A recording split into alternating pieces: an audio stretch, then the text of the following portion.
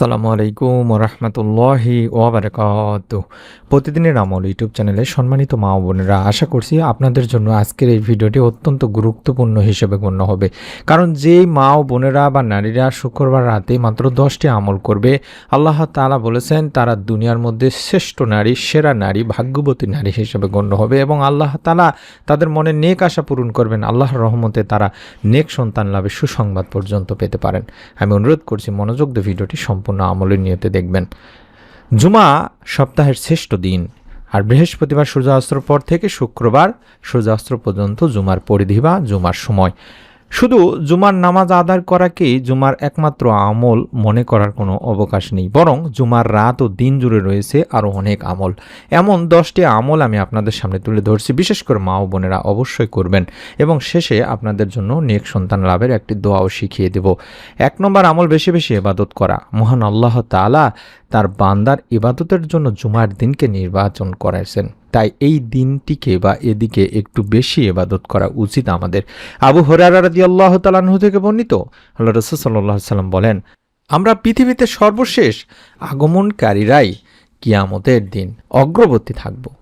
তবে পার্থক্য হলো তাদের আমাদের পূর্বে আল্লাহর কিতাব প্রদান করা হয়েছে আর আমাদের তা প্রদান করা হয়েছে তাদের পরে।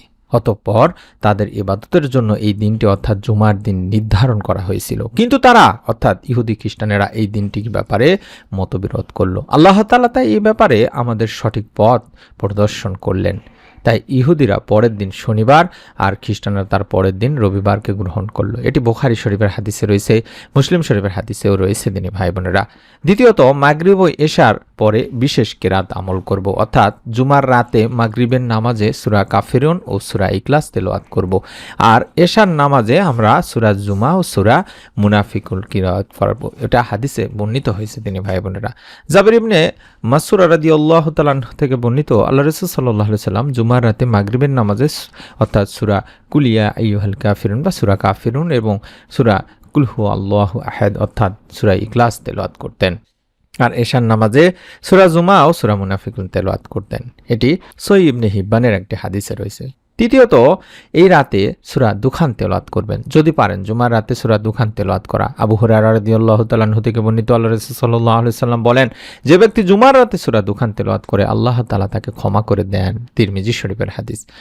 চতুর্থত, ফজরের নামাজে বিশেষ কিরাত পড়া, অর্থাৎ জুমার দিন ফজরের ফরজ নামাজের প্রথম রাকাতে সূরা সিজদা আর দ্বিতীয় রাকাতে সূরা দাহর তেলাওয়াত করা। আবু হুরায়রা রাদিয়াল্লাহু তাআলা আনহু থেকে বর্ণিত, আল্লাহ রাসূল সাল্লাল্লাহু আলাইহি সাল্লাম জুমার দিন ফজর নামাজের প্রথম রাকাতে আলিফ লাম মিম তানজিল অর্থাৎ সূরা সিজদা আর দ্বিতীয় রাকাতে সূরা আদ-দাহর তেলাওয়াত করতেন। এটি বুখারী এবং মুসলিম শরীফের হাদিস। 5 নম্বর, সূরা কাফ তেলাওয়াত করা। জুমার দিন সূরা কাফ তেলাওয়াত করতে হয় দিনী ভাই বোনেরা। আবু সাঈদ খুদরি রাদিয়াল্লাহু তাআলা আনহু থেকে বর্ণিত, নবী সাল্লাল্লাহু আলাইহি সাল্লাম বলেন, যে জুমার দিন সূরা কাফ তেলাওয়াত করে তার জন্য 2 জুমার মধ্যবর্তী সময় বিশেষ আলো দ্বারা আলোকিত হয়। সুবহানাল্লাহ, সুবহানাল্লাহ। 6 নম্বর, কিয়ামতের ভয়াবহতা স্মরণ করা। জুমার দিন কিয়ামত সংঘটিত হবে, এজন্য প্রত্যেক ঈমানদারের জন্য দিনটিতে কিয়ামতের ভয়াবহতা স্মরণ করে আল্লাহর দিকে মনোনিবেশ করা উচিত। লুবাবা রাদিয়াল্লাহু তাআলা আনহু থেকে বর্ণিত, নবী সাল্লাল্লাহু আলাইহি সাল্লাম জুমার প্রসঙ্গ বলতে গিয়ে বলেন, জুমার দিন কিয়ামত সংঘটিত হবে। প্রত্যেক সম্মানিত ফেরেশতা, পাহাড় পর্বত সমুদ্র সবকিছুই জুমার দিন ভীত থাকে। এটি ইবনে মাজার হাদিস। 7 নম্বর, দরুদ পাঠ করা। সকাল বিকাল সময় করে রাসূল সাল্লাল্লাহু আলাইহি সাল্লামের প্রতি বেশি বেশি দরুদ পাঠ করা উচিত। আবু দারদা রাদিয়াল্লাহু তাআলা আনহু থেকে বর্ণিত, রাসূল সাল্লাল্লাহু আলাইহি সাল্লাম বলেন, জুমার দিন তোমরা আমার প্রতি বেশি বেশি দরুদ পাঠ করো, কেননা এটি উপস্থিতির দিন। এদিনে ফেরেশতারা আল্লাহর বিশেষ রহমত নিয়ে উপস্থিত হয়।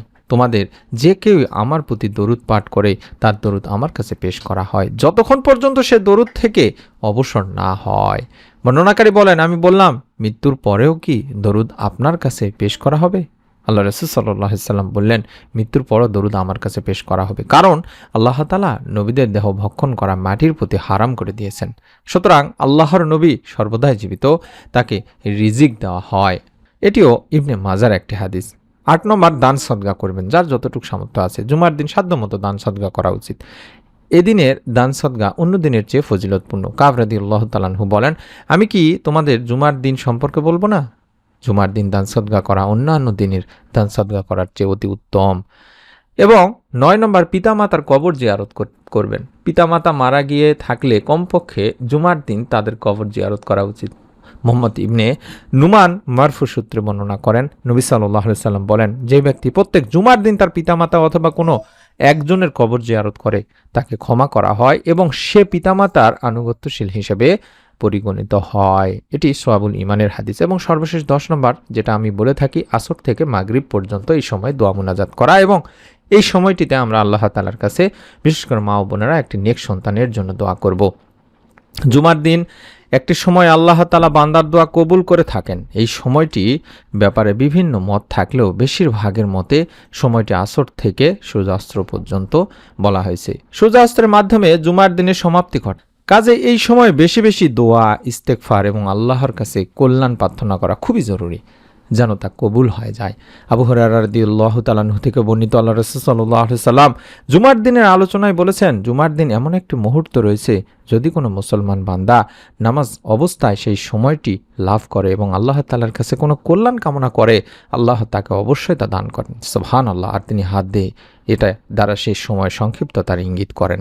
এটি বুখারী শরীফ, মুসলিম শরীফের সহিহ হাদিস। অর্থাৎ জুমার দিন আসরের পর থেকে মাগরিবের নামাজের অপেক্ষায় থেকে মাগরিব পর্যন্ত আল্লাহ তাআলার কাছে ক্ষমা, কল্যাণ প্রার্থনা করলে তা কবুলের আশা করা যায়। আমরা এই সময়টিতে আল্লাহ তাআলার কাছে এই ছোট্ট দোয়াটির মাধ্যমে একটি নেক, সুন্দর, সুস্থ সন্তান কামনা করব। অর্থাৎ রব্বি হাবলি মিনাস সলিহিন, রব্বি হাবলি মিনাস সলিহিন, রব্বি হাবলি মিনাস সলিহিন, এভাবে বেশি বেশি করে পড়ব।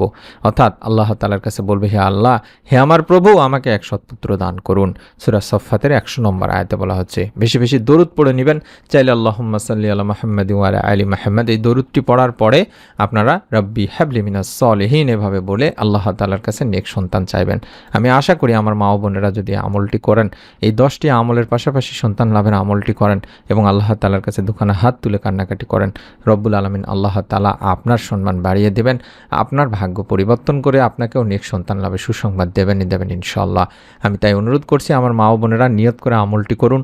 আপনার নিকট আত্মীয় স্বজন, কাছের মানুষজনকেও আমলটি করার জন্য বলুন, এবং এরকম নতুন আমলের ভিডিও আমরা যখনই দেব তখনই যেন পেয়ে যান। তার জন্য চ্যানেলটি সাবস্ক্রাইব করা না থাকলে সাবস্ক্রাইব করে আমাদের সাথে থাকুন। আমরা মন থেকে পবিত্র জুমার দিন আমাদের সম্মানিত সাবস্ক্রাইবারদের জন্য দোয়া করে থাকি। আপনারা কমেন্টে দোয়া চান, ইনশাআল্লাহ আপনাদের জন্য দোয়া করা হবে। সকলে ভালো থাকুন, সুস্থ থাকুন। আসসালামু আলাইকুম ওয়া রাহমাতুল্লাহ।